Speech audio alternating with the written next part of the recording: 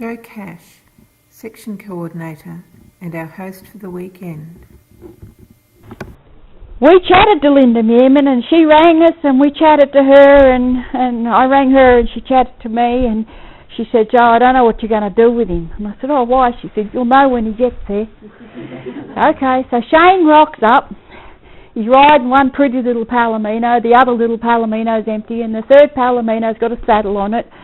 And every piece of equipment he had was tied on that second or the third little Palomino with pieces of wire, pieces of bale and twine, bits of string, no pack bags, no nothing. There was shit stuff hanging off everywhere on this horse.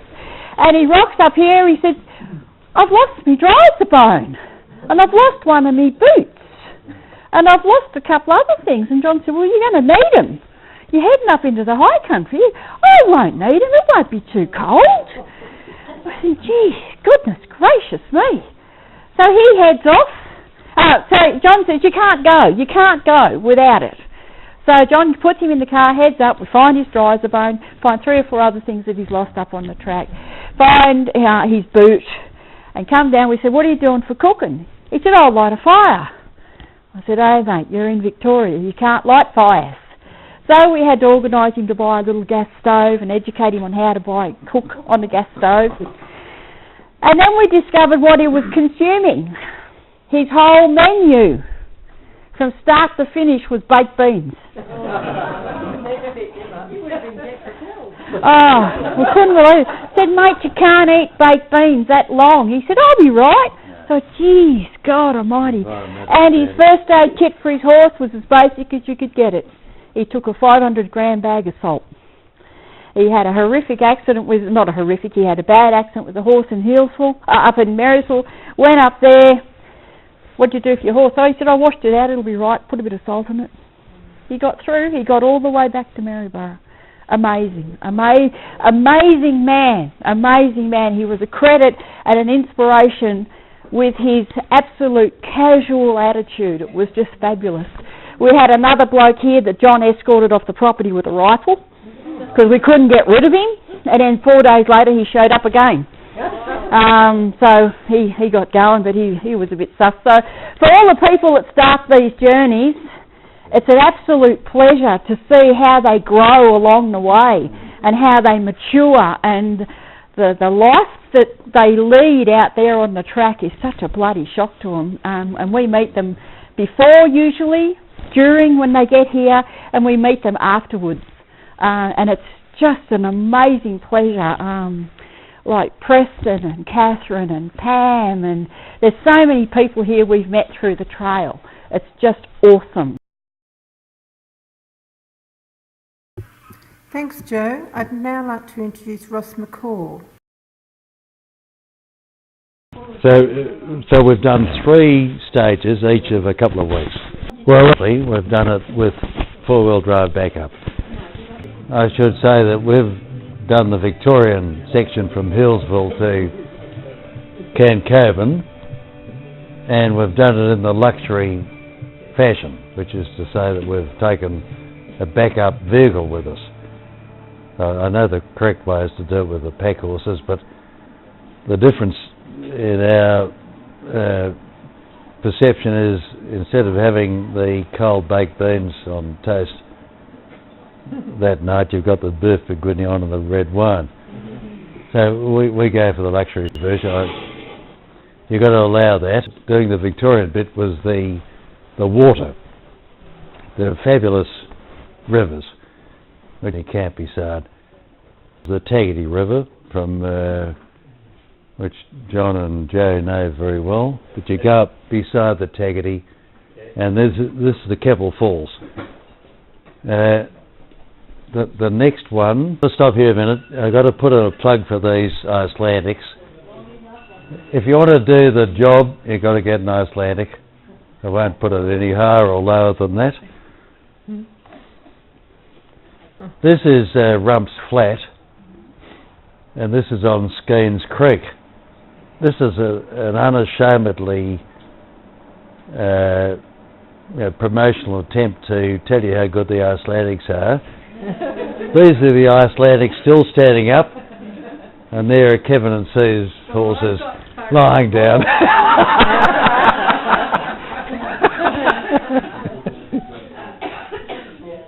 I think it's the Wollongara River. So you've come out of the Wollongata station, Pioneer Racecourse, and you've headed down the river and you're about to go up Collingwood Spur probably.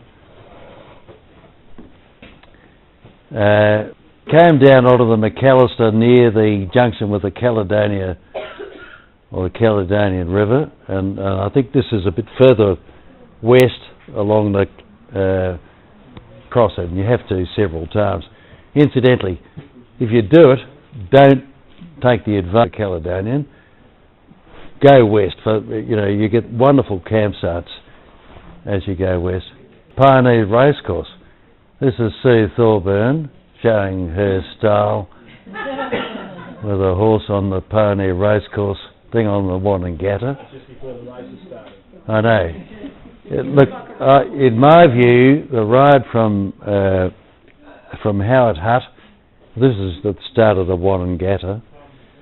The ride, just pause a minute if you can, but the ride from the Howard Hut down to the Wollongata station, I think, is one of the best rides of all time. You start off in the rocky stuff with the stunted trees. You go down the steep stuff, and then you get onto the big plain, and then you come to the station. I think this is the Collingwood. Might be up at the top of the Collingwood Spur track. What does that say? Yeah. And you can Athletics.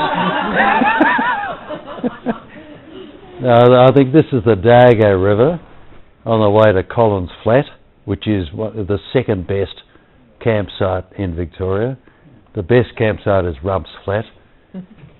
If you have the opportunity, you should change, in my view, you should change the route that you should take into Bindi Station, and also from Bindi Station up to Brumby Hill. This involves a much shorter route into the Bindi Station, and involves the Scrubby Creek track. Already done. Okay, but so this is just one of the creeks that you cross on the Scrubby Creek track, and then you have the benefit of following the Tambo all the way to Bindi Station. It's absolutely wonderful. The Tambo is fabulous. Now look, this is an inadequate view of the Tambo. It's just a little waterhole, but just down here on the Nanyong Plain is the best campsite you could ever come across, apart from Rumps Flat. It's got a waterfall. Just down here there's a waterfall, and you can spend a couple of days there. You should. It's absolutely wonderful. Oh, this is Limestone Creek. Yeah, Limestone Creek. Limestone Creek doesn't sound much, but Limestone Creek actually, you can move on to the next one, has a decent, but good bit of water. That's Buckwong. Now look, this is Conley's Hut. Two Brumbies there. A couple of Brumbies. Buckwong Creek is a wonderful bit of water.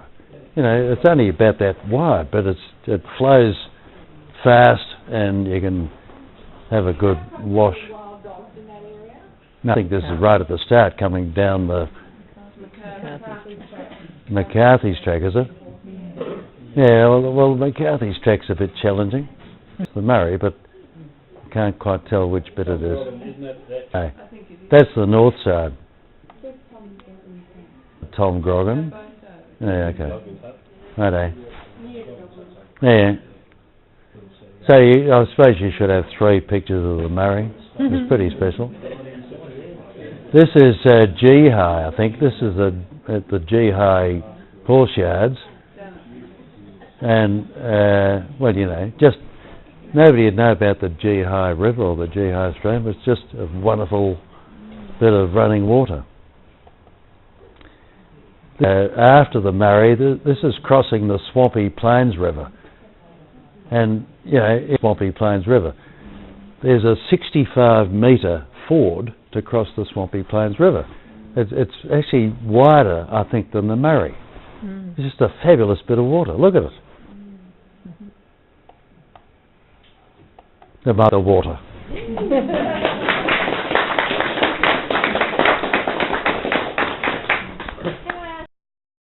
Thank you, Ross, for highlighting the beautiful waterways along the trail in Victoria.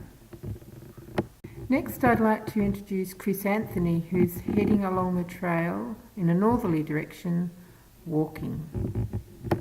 So I am just starting on the trail, but I had a big practice run. I got 700 k's in up north, and before I stepped out for a bit, I cheated for this prezzo rather than doing sort of one photo or 20 different slides and 20 different pictures. I went for 20 different slides, but I threw lots of pictures into each slide.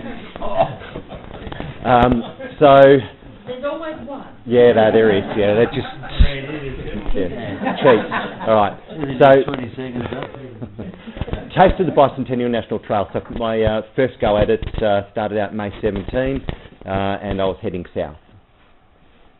Cooktown's an awesome place, so a few little shots in there.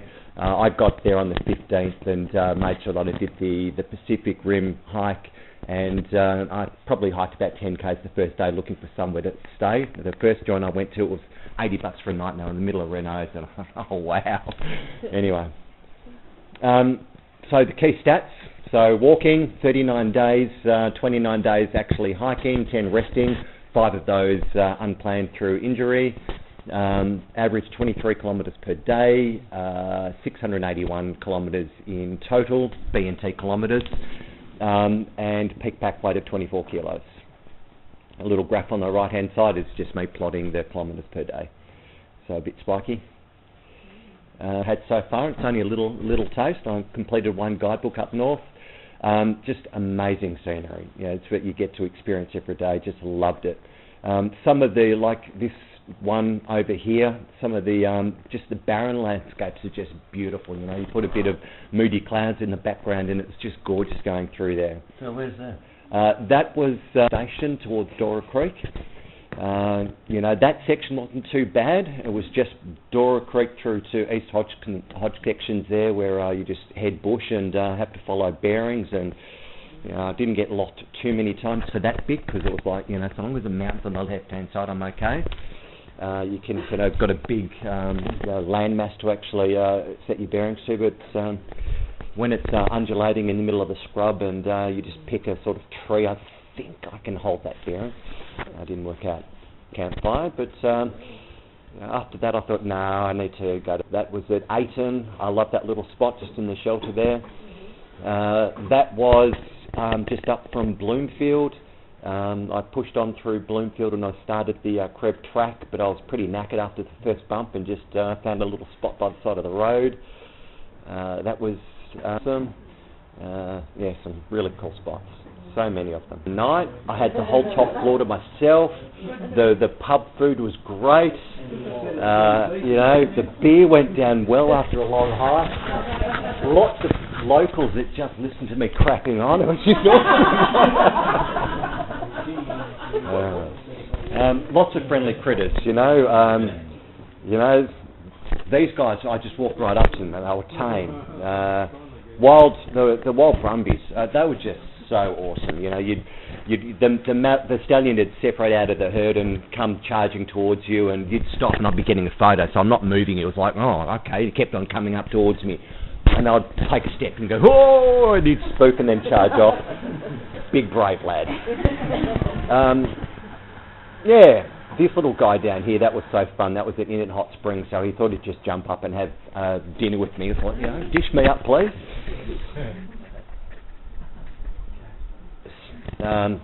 This fella down the bottom there, I saw him. I didn't take this photo. This is a photo of a photo. That's I did go on a croc river cruise, and the guide was telling me about the croc that frequents the crossing of the Daintree River there. And he was saying it's a 5-metre monster, and they call him Doyle. And I said, yeah, that's the guy that I saw as I was coming down in the evening on Creb Track. I looked at, got really excited because I could see the Daintree, and I knew that Daintree village was only 9.5 kilometres, just needed to cross the river. And, I saw the riverbank, and what I thought was a big log until it slid in. I thought, that's not a log. Anyway, so I eventually got across. That was only 300 metres up from the crossing, mind you. So you experienced a full range of emotions on the trail. So mostly happy, chillaxed was in there a few times. Now let me go back. Yeah, that was when I was heading through to Kingsborough. That last one down the bottom right, a little bit sad. That was my last camp when I was barely able to walk, but it was a really good camp spot in Lake Lucy in the Valley of Lagoons. Relieved, that was when I crossed the river after seeing that croc. But exhausted comes up in there every now and again. And it's all part of the fun. So these are some of the photos that I took of places that were as a result of some side trips. I threw this one in here. It was Buggery, and I've been told to go there so many times I thought I'd just take the photo. I think this is a good thing about the B&T. You know, aside from the experiences, it's the people you meet. The people that are associated with the B&T, trekkers, past and present. Everyone is so friendly. It's just like being part of a big family. So it was really nice. Leslie and Sue shared my celebration of finishing the first guidebook, and this was at where we camped at Rudd Creek. So that was really special. It was the next day that basically couldn't walk any further, but that was a great day though. So injured and a long way from home, so I caught the XPT, and I'm thinking, wow, people pay $80 for the puffing billy, and it's and these were antique machinery. I was trying to plug my gear in. It's like, what? No USB ports? So all the list. That was fun. And that was the end of my first attempt, but I was well and truly bitten by the bug. So 20th of October, started again, heading north. This was, some of the practice runs, so it's a little bit cold. That was up, it's on Monda Track. That wasn't on the 20th of October, mind you. That was a bit before then. Yeah. So what have I been doing prior to that in the 4 months since I first set out? So rest, rebuild and return. So got home, it was nice to see the cats and the family, in the lounge room. You've got to do that with a campfire. A few practice runs on the trail, so that wasn't me setting out just recently. That was a few, probably the first hike back on the trail. I was pretty happy to be front, so lots of good spots down the Victorian end. So it's hikes with friends, some good spots, doing the detailed planning. So, in the AGM there when I said, no, I reckon there's a few people that have got different versions of digital mapping. So this is my attempt. There's only a few sections when I unloaded my GPS where I thought, I got that section wrong. So fun with my son, four-wheel driving them in. Some really good sections that I'm looking forward to getting to. Today, so far so good.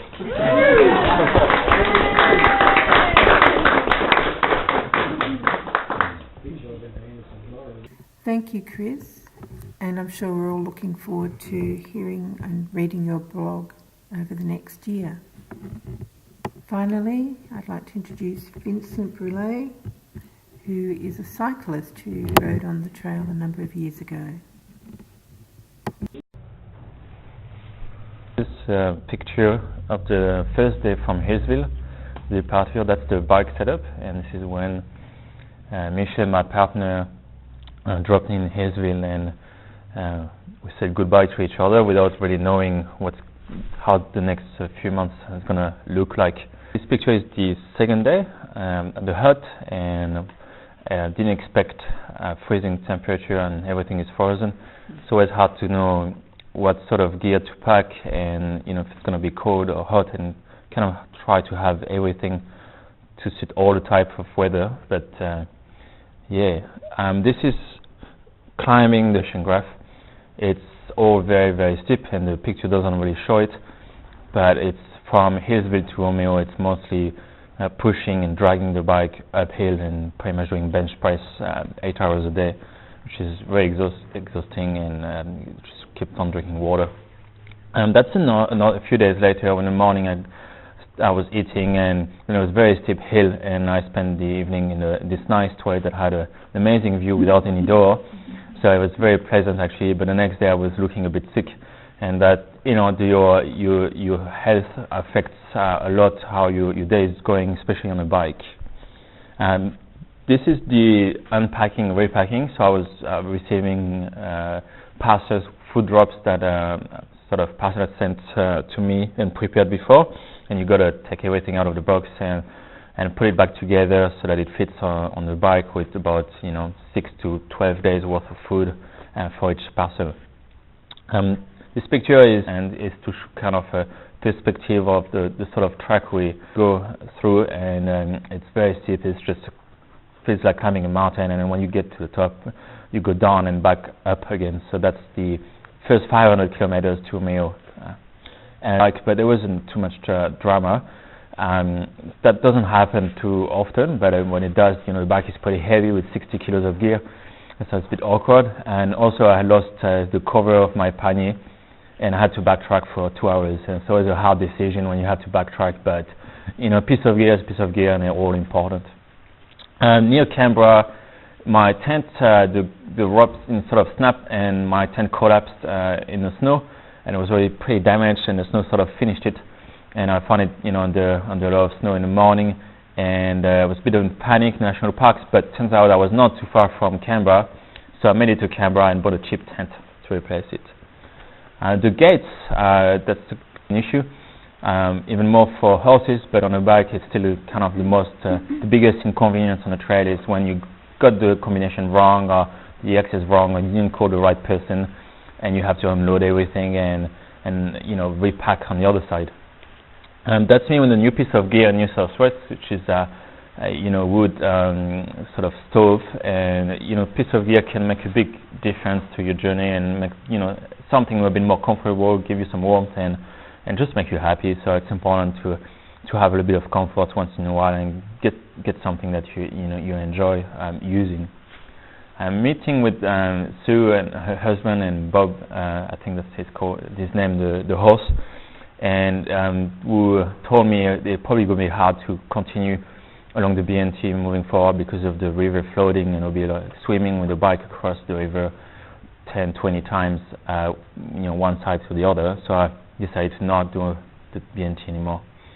Falling off my bike, and the only kind of injury I got on this trail, apart from the preparation and training, was actually falling on the road on the bitumen, trying to stay away from the truck. The surface was loose and I fell over. But apart from that, on the bush, I was absolutely fine and safe. I never had any injuries. So yeah, Tim, another trekker, I caught up with him, and turns out he was very, very fast walking and hiking, doing 6 km an hour, and we had a bit of a competition on who is faster, despite me not really wanting to be involved in that competition.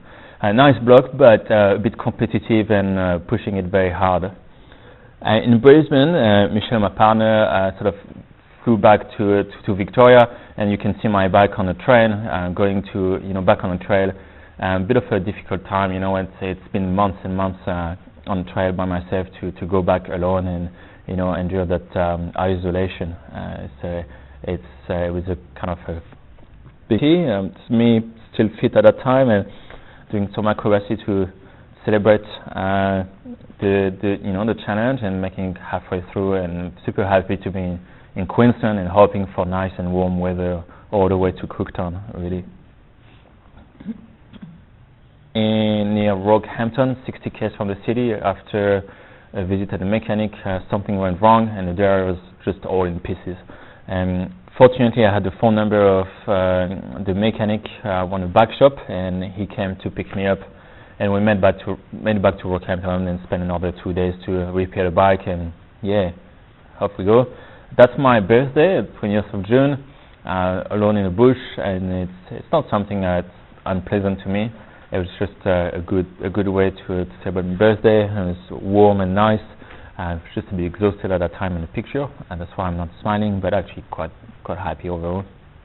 In the mud and trying to make it across some creek, and yeah, it's a bit everywhere, the mud, and very sticky. So there's some of those challenges, when you're on a bike, you feel it probably a bit more than if you're on a horse. I guess the experience is different.